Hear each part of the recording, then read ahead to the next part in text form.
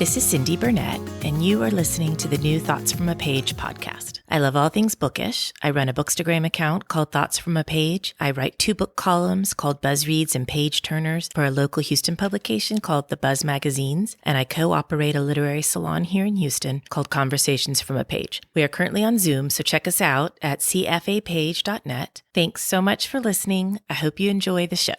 In this episode, I am interviewing Nguyen Phan Quế Mai about her latest book, The Mountains Sing. She was born in Vietnam in 1973 and grew up witnessing the war's devastation of her country. She worked as a street seller and rice farmer before winning a scholarship to attend university in Australia. She is the author of 8 books of poetry, short fiction, and nonfiction in Vietnamese.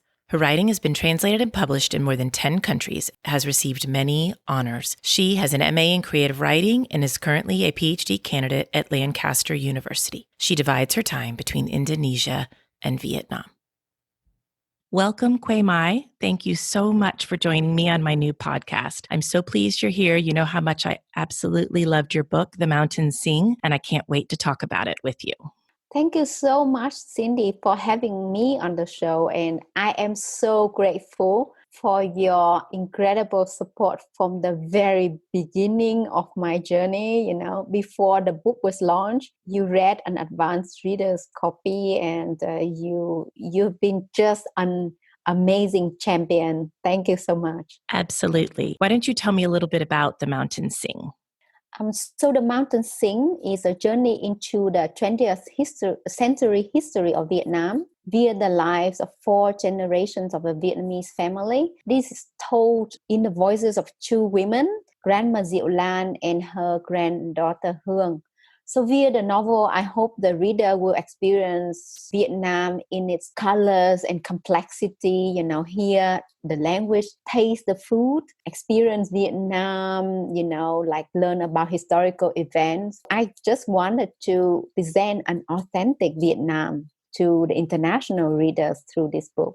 Well, that was one of the things that I liked the most about it was I loved the culture, the food, the inclusion of the proverbs. But more than anything, I liked seeing Vietnam from a Vietnamese person's perspective. You know, we read so much in the U.S. about the Vietnam War, and it's always from us sending soldiers over there and what it was like when they came back. So I just felt I learned so much and benefited a lot from the perspective of what it was like to actually live in Vietnam and experience the war on your own soil. So actually, that's one of the reasons why I felt the need to write this book. There have been tens of thousands of books, you know, written about the Vietnam War and about Vietnam in English, but very few of them are written in the voices of women or citizens who had to bear the burden of war. But more than a war, you know, I wanted to present Vietnam as a country filled with culture, filled with history, and filled with families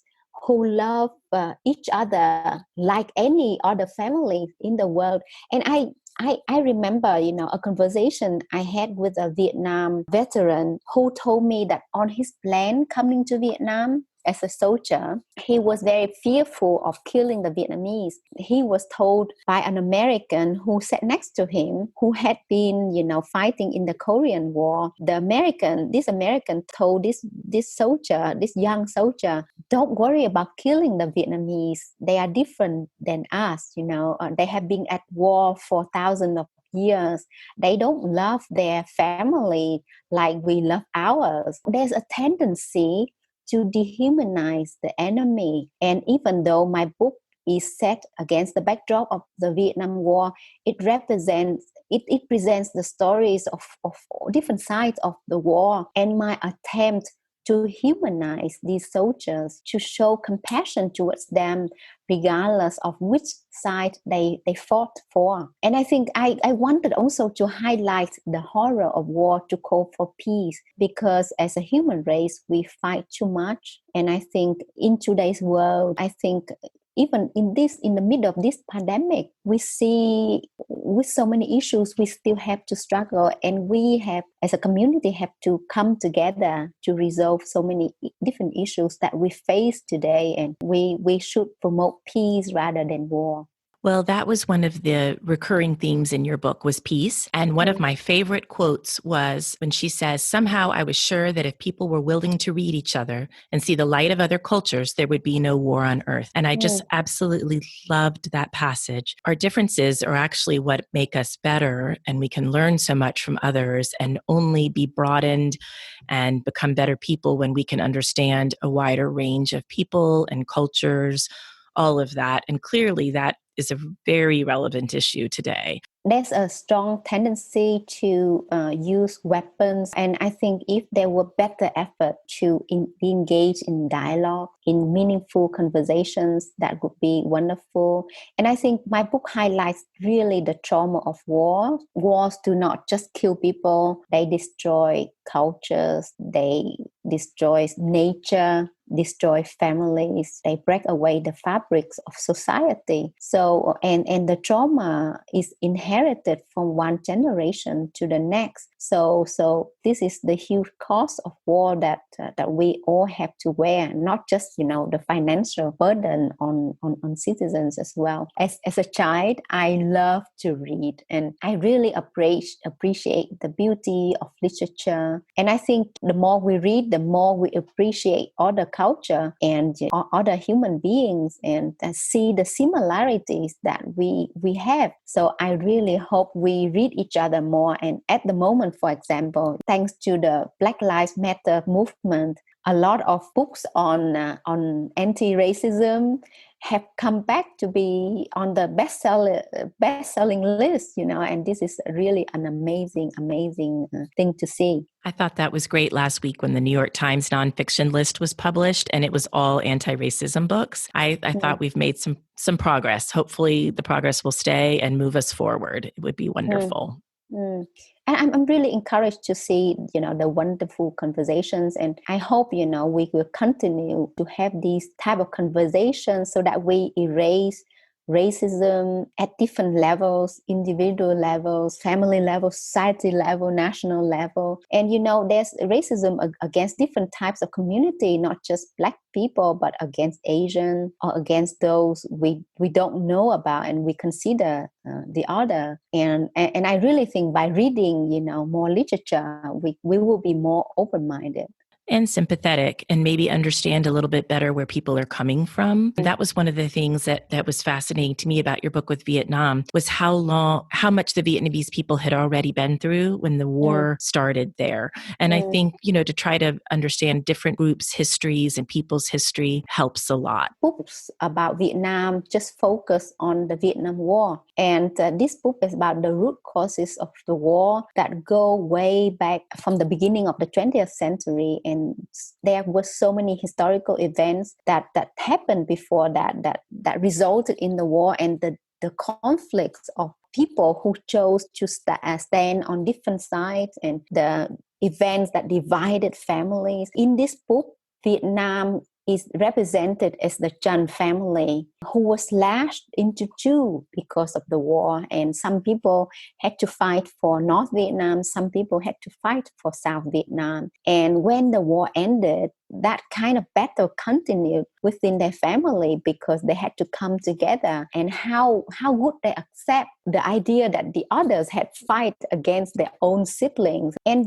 this book is also about the long-lasting impact of the war, Agent Orange, about missing family members and PTSD and trauma. So there are still so many unresolved issues when it comes to the Vietnam War. Well, and you always hear about Agent Orange and the impact on humans, which is horrific. But also, you demonstrated and wrote about the effects on the jungle and the nature and the land and the animals. And I had not really thought about. It makes perfect sense. It was just not something I had focused on before. That it really not only destroyed humans, but also some parts of Vietnam.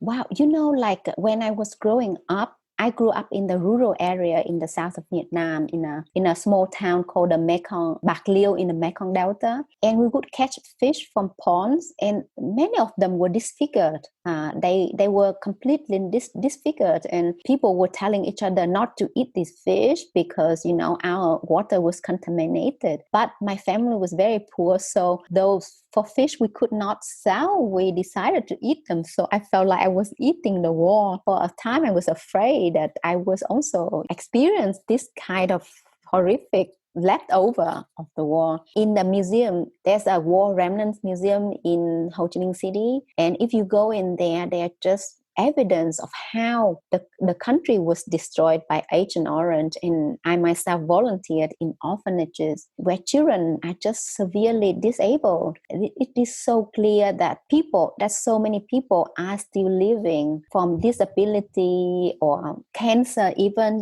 from the impact of Agent Orange. And I just hope that no such chemical will be used in war anymore. It's the devastation on nature, on humans, on wildlife is just so devastating. Yeah, something used to try to end a war or to, as a weapon, and then it's just so long lasting. I hope you're right that will not happen again. This is the first book that you have written in English. Why did you decide to write in English this time? So as I said before, I was frustrated not to see enough Vietnamese voices in literature in English about Vietnam. So I decided to insert some voices from Vietnam into this canon of literature, and especially voices of women, because I only had the chance to learn English when I was at the 8th grade. So writing English was a big challenge for me. I wanted to embrace that challenge to learn, because as a writer, I learned so much by being able to read in English. Some of the international literature has been translated into Vietnamese, but if I want to read the latest titles, then English would be the best medium to read. So I've learned a lot from reading in English. So I decided to attempt to write my first novel in English. So for a few years, I dreamed to translate a Vietnamese novel into English and had it published. And then one day I thought, why don't I write myself this book that I want to translate? Well, that's truly amazing that you learned English in 8th grade and then you're able to write this lyrical, beautiful book. I could not even begin to write something like this, and English is my first language. So it's very impressive. How did you come up with the title for this one? Or did you come up with the title? How did the title come about? Oh, so, because it took me 7 years to write and edit the book, there has been so many changes when it came to titles. So first, I used the title My Grandmother's Songs, because this book is a lot about singing and about the spirit of hope and the resilience of the people. But then I changed it to Songs of the Sơn Ca. Sơn Ca is the name of the book, which is the central symbol of the novel. So I sold. So my agent signed the contract with me based on that title. Before we pitched the book, we had a discussion about the title, and then we made a list of possible titles. And then I reread the manuscript, and I saw this phrase that Grandma Diệu Lan told her granddaughter: the challenges faced by Vietnamese people are as tall as the tallest mountains. So I wanted to use the symbol of the mountains. And then in the middle of the book, there is the bird Sơn Ca, which means the mountains sing. And singing is about the hopeful spirit of the book. So I decided to use that title, and my agent agreed with me, which is great. And then it was fine with the publisher too, because I know sometimes you can start out with the title and have an idea of how exactly you think it should go. And then it gets to the publisher and they're like, nope. So it's nice that it made it through all of that. So my editor, Betsy Gleich, is from Algonquin Books. It's just so fantastic. We discussed about all the possible titles. I even came to New York on one of my visits, and I had a meeting with her, and we even discussed about the titles. But in the end, we stayed with this title because we thought it was poetic and it captured, the essence of the book. Deciding on the title is such a tricky thing, and I'm glad we decided and we stay on this title because I'm very happy with it. Oh, I think it's the perfect title. And that Thank will you. segue me into the cover, which is also the perfect cover. How did the cover come about?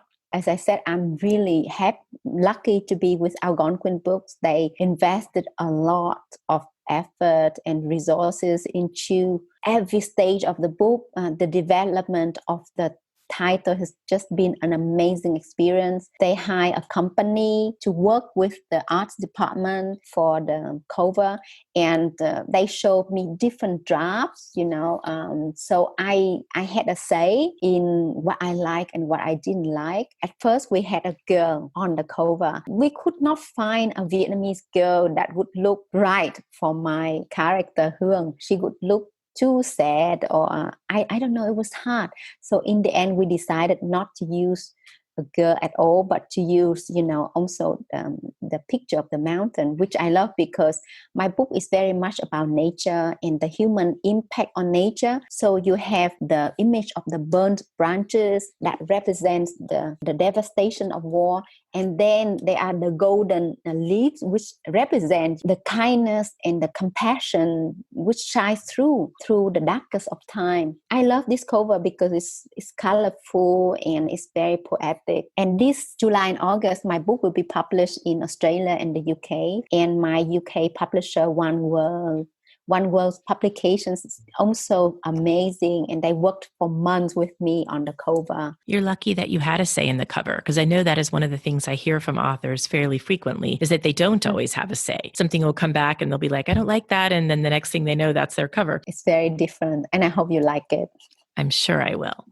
How long did it take you to write this book? You mentioned 7 years, but from start to getting it published, how long was that journey for you?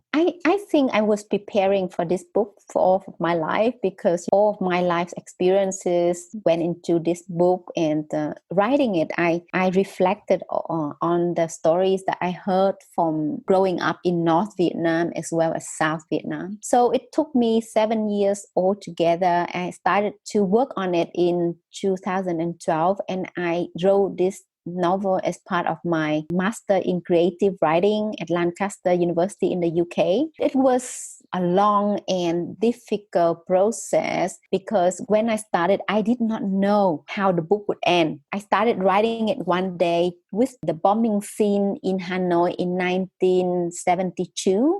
And I did not know what would happen to the grandmother and the granddaughter. And it took me 7 years, and I polished and I restructured a lot. I had to take out some character and added a few things. But it has been a fascinating process. I learned so much about the English language. I learned so much about where the imagination could take you as a writer, where the story would go if you know how to trust your characters and how to complement your imagination with your research to make everything come alive. It has been a challenging process, but also very satisfying because everything, I think, came together in the end. There are many bridges that are built, stories connected, and also questions unanswered as well. Because just like any real life situation, there are unresolved issues. And I think in the end, the readers will not have all of their questions answered. And I think that's okay because that's real life, There are always unresolved issues. Absolutely. And I don't ever like it when I get to the end of a book and it's so neatly wrapped up. So I think you're exactly right that not everything is answered in real life. I think that the things that you really want to know, you do know when you're finished. Obviously, the 7 years produced a beautiful, beautiful book. And you've been very busy, I know, with promotion and interviews and things like that. Are you working on something new, or are you just enjoying this book right now? For quite a few years now, I have been working on my second novel. So the first novel is set in the north of Vietnam, right? So I wanted to set my second novel in the south of Vietnam. And this book is also about the impact of the Vietnam War. With this book, I venture into the topic of Amerasians, children born as the result of the relationships between American soldiers and Vietnamese women. There have been books written about Amerasians who have since migrated to the US, but those who are still in Vietnam, face a lot of difficulties and a lot of challenges. So I met them in real life, interviewed them, and documented their stories in the form of a novel. And I've written it as part of my PhD. So I have to defend my PhD in about 4 weeks. But I'm really excited about this novel because it's also about, Vietnamese women who had to leave their homes and to work at different bars to entertain American soldiers. I want to highlight the reasons why they had to do that and the consequences of their actions. So they are the victims of war, and after the war, what happened to them is just very, very heartbreaking as well. Well, I very much look forward to reading that. It sounds, again, very educational, but interesting, and a topic I don't know a lot about. Well, I'm going to wrap us up, and I would love to hear a couple of your favorite recent reads, books you would recommend that you've enjoyed recently. Oh, I've been reading so much. I think because of the corona pandemic, we need to practice social distancing. So I feel like the reading has been able for me to have conversations with writers who become friends through their stories. So I really enjoyed Afterlife by Julia Alvarez. This is an adult novel, which has just been published after 15 years of her last adult novel. And her prose is just so beautiful, and the story is fascinating. I love the book. Nonfiction book, So You Want to Talk About Race by Ijeoma Oluo. This book is very much about, what to do to help combat racism. And I have really enjoyed the novel, The Line That Held Us by David Joy. His writing is really powerful, and I admire his ability to draw out the complexity of an evil character. I think the tendency of many authors is to kind of give a brief glimpse into a character who's evil, but in this book, he digs deep into the lives of this really, really evil character and let us understand why he behaved in such an evil way. And so that's a very interesting read. Those are 3 great choices. I've been seeing Afterlife everywhere, and I just ordered So You Want to Talk About Race, and it had just come in, and I picked it up from the bookstore where I work over the weekend. So I'm really looking forward to diving into that. Well, I can't thank you enough for joining me. This has just been wonderful. I've loved hearing all about The Mountain Sing and how it came about, and just your perspective on it all. Thank you so much, Cindy, for the honor of this interview. And thank you so much once again for your brilliant support. Thank you so much for listening to the Thoughts from a Page podcast. If you like this episode, and I hope you did, please follow me on Instagram at Thoughts from a Page.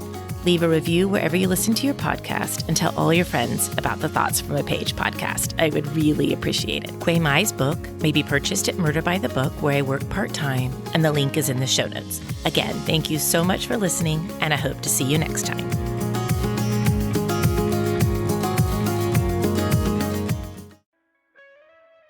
Hear Her Sports is a podcast for everyone who loves stories by and about women striving to improve and make a difference in their lives. I am your host, Elizabeth Emery, a former professional cyclist. In every episode, I introduce a female athlete or woman in the business of sport through a thoughtful conversation about who they are and the terrific work they're doing. My guests and I explore the glorious and frustrating issues in sports, history, equity, training, nutrition, and so much more.